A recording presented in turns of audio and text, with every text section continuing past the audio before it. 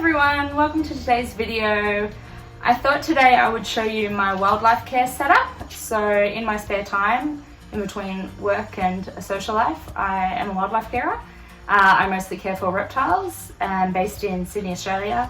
So the reptiles we get in are usually blue-tongued lizards, short-necked turtles, long-necked turtles, and bearded dragons. The bearded dragons and the short-necked turtles are usually escaped pets, or lost pets, or surrendered pets. So they come into care as well, but they're not wildlife because they're not native to Sydney. They're not releasable in this area, but we still take them into care and work out what their next step will be. So I thought I'd show you my setup today and what I've got going on for them all. So this is my lizard setup. This is just a storage / study room in my house. It's quite narrow, but it's perfect for my little wildlife corner.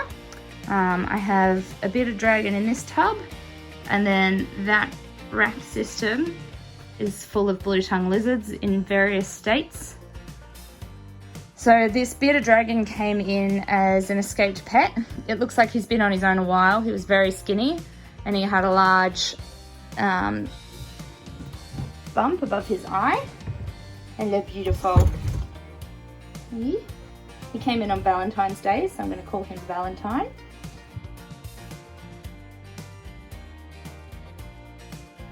So he had a large abscess above his eye, and the vet popped it like a pimple, to be honest. Under anaesthetic, he was fully out of it, had pain relief, but the abscess was popped, and his eye he had a little bit of the excess skin removed from the eye bump, and then it's been sealed up with a special sort of glue. And now he's just being monitored that the abscess doesn't refill, and that could happen at any point in time. So he will constantly be on watch for that. And then he also just needs some weight gain because his condition isn't the best. His eyesight is questionable. He can see, but it's not great. I wouldn't say he's a fantastic hunter. So in this little temporary tub setup, I'm working on setting him up in something like that. Future video. But temporarily he's set up in a tub. The lid has a UVB tube attached to the top with cable ties so that he gets UVB. He's on newspaper. He has a hide and a hammock. He gets all the correct temperatures in the tub, and then he's got a heat light on top. So this is my blue-tongue tub. In this top one I have 2 blue-tongue babies. There's one. That's a blue-tongue baby. Aren't you beautiful? So he's definitely well over 55 grams. He's ready to go. Hopefully I can release them this weekend. Yeah, you're going somewhere this weekend. You're going to the wild. I think you'll be fine. So that's the top. So those are Christmas blue-tongue babies. These 2 babies came in cat-attacked. So I'm in a fairly suburban area, but we do have blue tongues in our backyard, and we have had a member of the public bring in 9 blue tongue babies total from her backyard that have been cat-attacked. So basically probably a whole litter. They've all survived, and some of them have been released already. They just needed some treatment and R&R and growing up. And they're lovely. These are Xmas babies.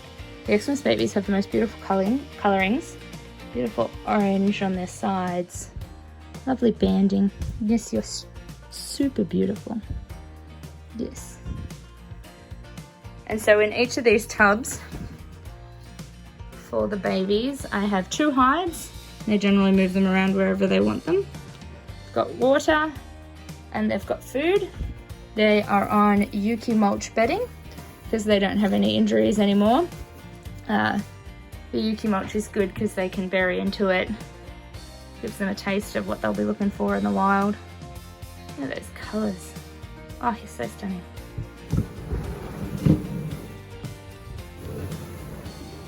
So 2 more big chonkers. This one you can see needs to shed soon versus this one has shed recently. And it's just absolutely stunning. Hang on. Yeah, let me see. Show the people. So that's an absolutely beautiful blue tongue. Look, to be honest, they're probably slightly chunky, but pretty soon they're going to be on their own in the wild. So it'll help them to have a little bit of a fat store while they work out where the food is, where the good hunting is to be had. So then this blue tongue here was found on a road recently. Well-meaning member of the public picked it up. Unfortunately, it didn't call us straight away. They kept it in a box for 2 days. Well-meaning, completely thought they were doing the right thing, but he was very cold. But he's very feisty now that he's been warmed up. So he just has a bit of a tail injury, if it'll focus. You can see it's a little bit lumpy. It sort of looks like he's had it caught on something because it wraps right around. Missing some feet, but most of the wild ones come in like that. Some digits, I should say, some toes. He's very feisty. Today's the first day that it seems like he's actually worked out where the food is. So he's eating some food, he's all huffy. He's on medication for the tail, and he also just needs a little bit of fattening up because you can sort of see his hip bones a little bit. He's not too bad. His scale condition is perfect. He's feisty as. It's just the tail needs some fixing. And so because he has a tail injury, he's on newspaper. This guy came in and he had an old injury on his tail that they decided to amputate, and so now he's got stitches on his tail.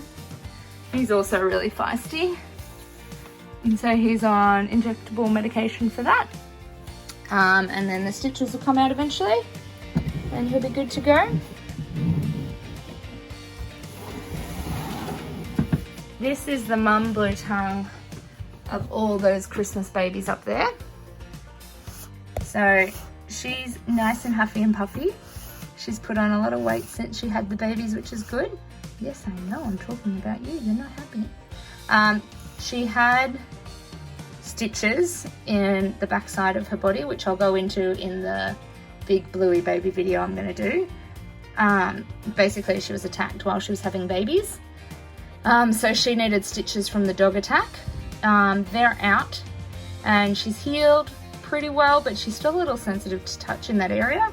So I'm gonna hold on to her until she seems like she's completely 100% feeling good, because I don't want her to get out there and have any more trouble. You've had enough trouble in your life, haven't you, sweet girl? So that's her, and she's beautiful. You can see how the babies have gotten such beautiful patterning. She's got some nice orange on her side, some thin banding.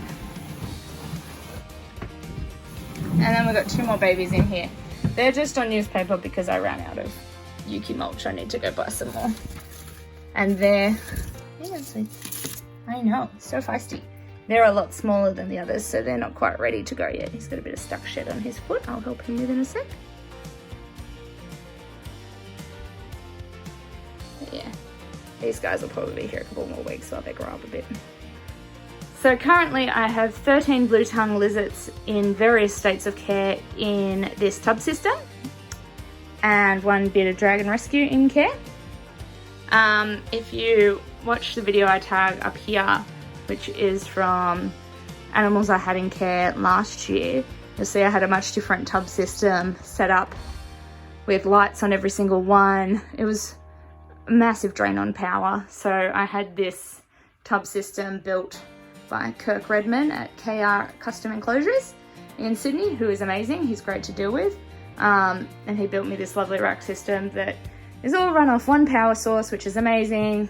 They've got heat cord at the back of the tub system, so 1/3 of the tub is heated, then the middle section is sort of a midway temperature, and then the far section where the food and water is their cool end. And it just makes a massive difference having it all condensed in the 1 shelving unit rather than having tubs spread out all over the place.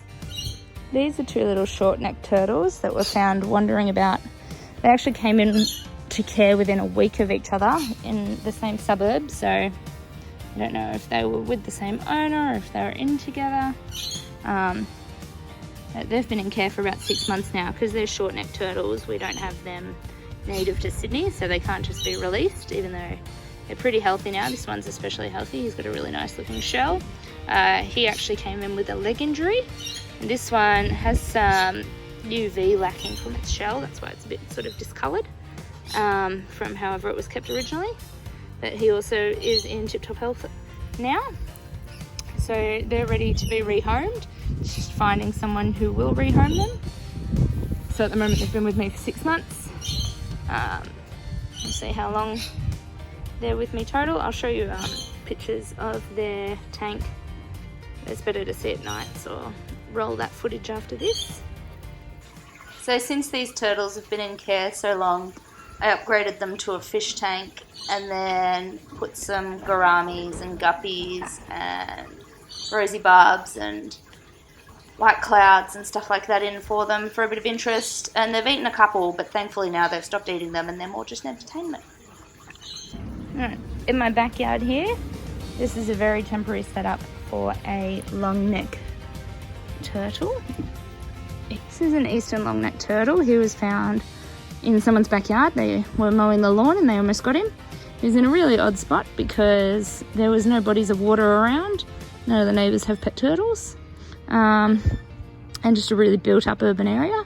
So who knows how he found himself there. So I'm just giving him a week of feed up, make sure he swims well, eats well, poos well, and then he will be released back into a pond. This guy is a 5-year-old sawshell turtle called Curly. He was surrendered last week. His owner of 5 years didn't have a license for him that entire time, so had him illegally. They've taken excellent care of him. He's absolutely stunning.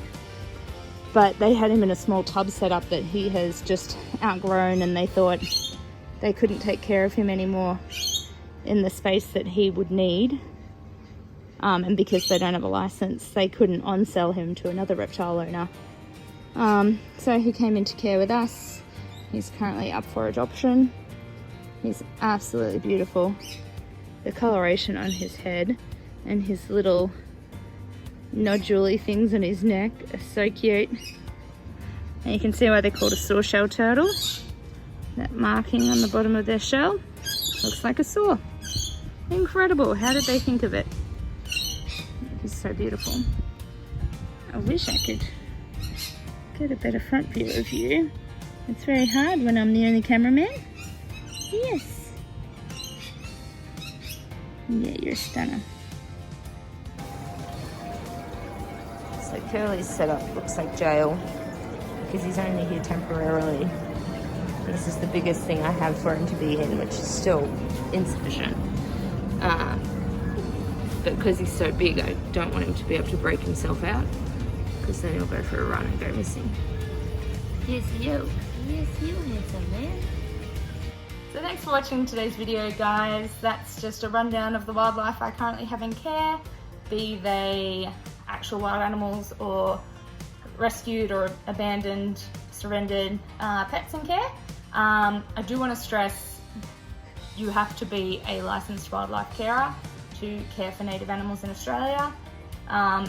If you find an injured bird, reptile, possum, anything on the side of the road somewhere, please call your local wildlife organisation. Don't keep it at home for a couple of days. I know you mean well, but you can be further causing stress to the animal, causing them to get more ill, denying them access to good health care straight away. A lot of things need warmth, they need medication, they need proper administration of first aid. It's just not something you can find on the internet. You have to be accredited, you have to do the courses. So please call a wildlife organisation. If you find any injured animal, take them to the local vet. Don't keep them for a couple of days in a box and then call us when they start going further downhill. We'd really appreciate that. So thank you again for watching today's video. I hope you enjoyed it. I will have the blue tongue video coming out soon when I release all of those babies. And yeah, enjoy this beautiful smiley face.